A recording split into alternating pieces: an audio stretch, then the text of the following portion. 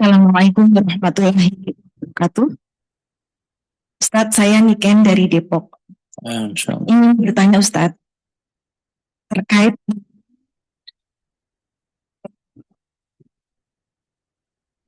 yang saya hadapi, mungkin juga teman-teman di dalam aktivitas dakwah gitu Ustadz. Ada satu fenomena di mana dakwah itu banyak sekali menuntut kita gitu. Terutama mungkin bagi teman-teman yang ada di struktural, dengan target-target struktural yang harus diembannya gitu.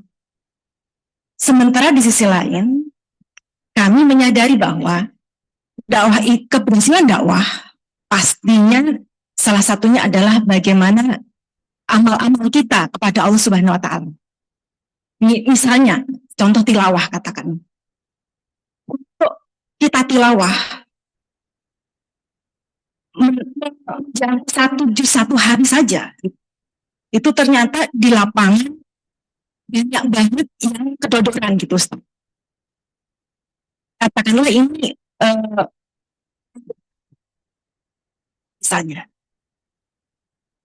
itu ketika kita lihat dari progres tilawahnya dalam hal tilawah saja ini Ustaz, belum dari amal yang lain, itu jauh dari target ideal satu juz aja sehari, apalagi 2 juz gitu, dengan alasan peran-peran dia cukup banyak menyita waktunya,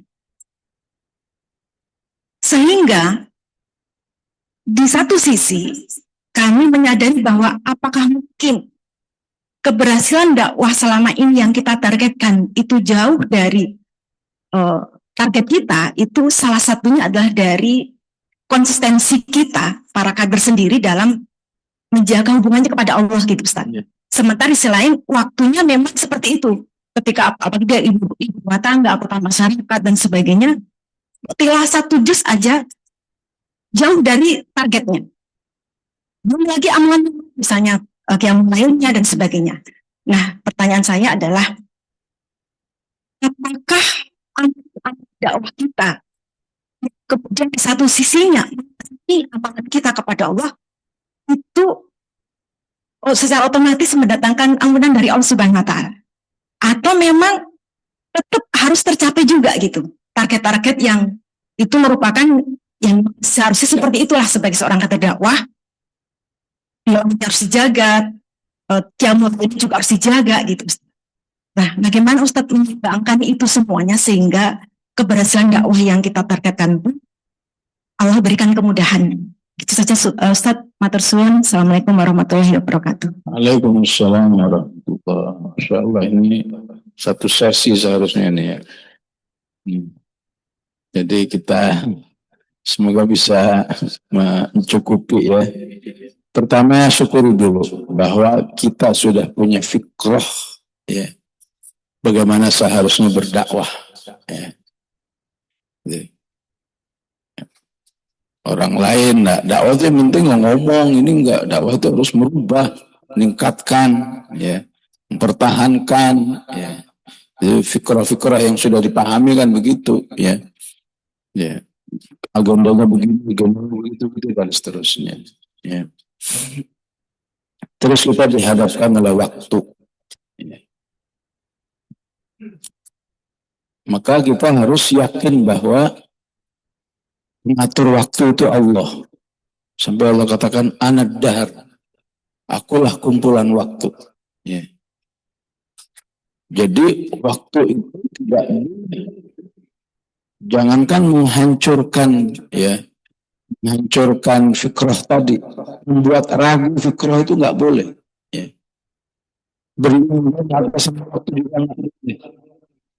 Pokoknya katakan kepada Allah, ya Allah ya, memang saya ini lemah, memang saya ini terbatas ya, tolong berkahi waktu saya ya Allah untuk melaksanakan A, B, C, D dan seterusnya ya. Insya Allah ya, dengan berjalan waktu Allah berikan ya.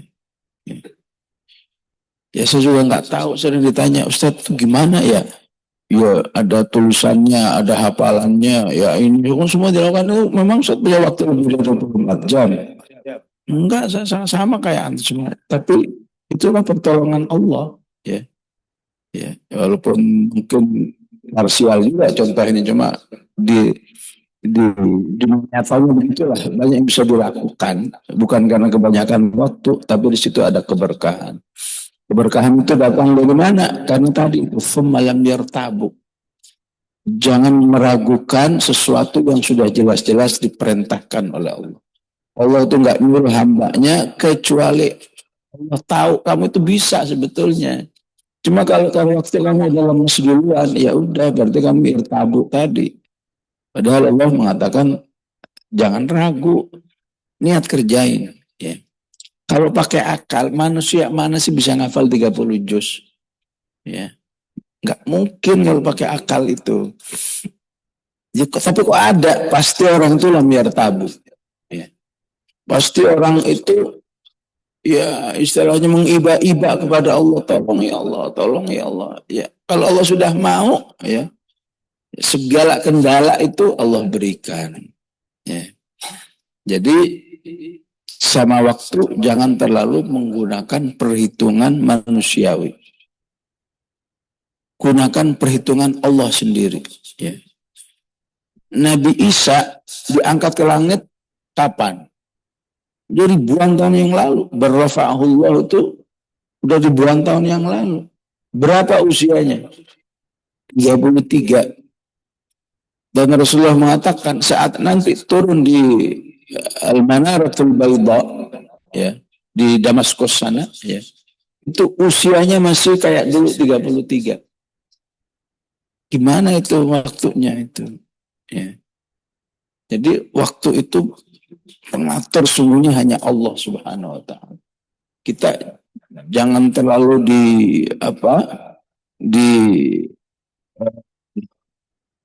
dikuasai oleh logika kita. Ya. Kafir berapa lama tidurnya? 309. Ketika mereka bangun, kita berapa lama sih tidur di sini? Labithna yawman aw ba'da yaum. Paling baru sehari atau kurang, ya. Bisa begitu. Dan kalau soal tidur ini semua pengalaman, insyaallah. Ya, ya. Ya. Naik kendaraan, baru juga jalan, udah tidur, ya. Begitu nyampe Bandung, loh, tadi gak jalan ya kalau udah nyampe Bandung ya, gitu, ya, ya, ya. Ya. Anak-anak diajak ke Bogor berangkat, ya. Sampai di Bogor, ya. Pulang lagi, ya. Kok nggak jalan-jalan di sini? Ya, begitu tidur itu memang. Tidur itu bisa menyingkat waktu yang luar biasa, ya. Jadi jangan membenturkan antara waktu dan fikrah itu sendiri. Ya. Ya. Teruslah berusaha. Ya. Al-aqal fal-aqal. Betul memang sehari saya 1 juz nggak bisa. Saya coba 1 halaman, saya coba 5 halaman, saya coba. Karena kalau Allah sudah berikan pertolongan itu, ya, nggak ada nggak terjangkau oleh manusia itu nanti. Masalahnya keberkahan waktu manusia satu dengan yang lain itu berbeda-beda. Ya. Jadi jangan sampai karena logika kita tentang waktu itu kemudian menghancurkan fikrah itu. Kemudian kita katakan ini kayaknya nggak like ini, ya. Ngajinya diserang. Ini bisa nggak punya keluarga suruh ngaji tiap hari 1 juz. Ngapain diserang, ya? Kenapa nggak kau minta tolong kepada Allah? Ya Allah, Rabbi syrah li sadri wa yassir li amri. Mudahkan ini saya, Allah, mau ngaji. Ya. Yang punya waktu Allah, yang punya hidup Allah, yang punya diri kita ini Allah, yang punya lidah Allah, yang punya Quran Allah, yang juga yang kita tahu dong. Ya. Jangan kemudian perintah Allah itu kita bentur-benturkan dengan diri kita. Ya. Kita kan juga punya anak, kita kan juga ini akhirnya. Ya.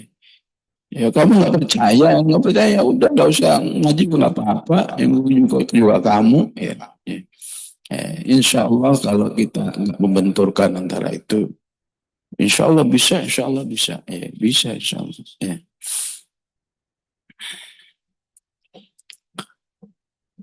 Baik, insya Allah ya. Mohon maaf sudah dijemput. Ada acara di Mampang nih. Ya.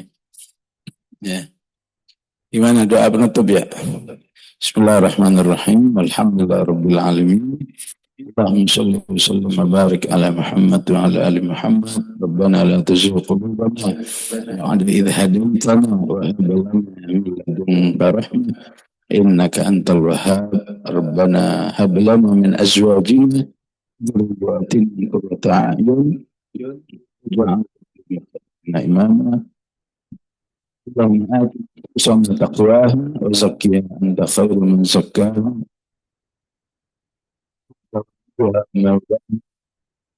الرحمن الرحيم وصلى الله على سيدنا محمد آله وصحبه وسلم الحمد لله رب العالمين السلام عليكم ورحمة الله وبركاته.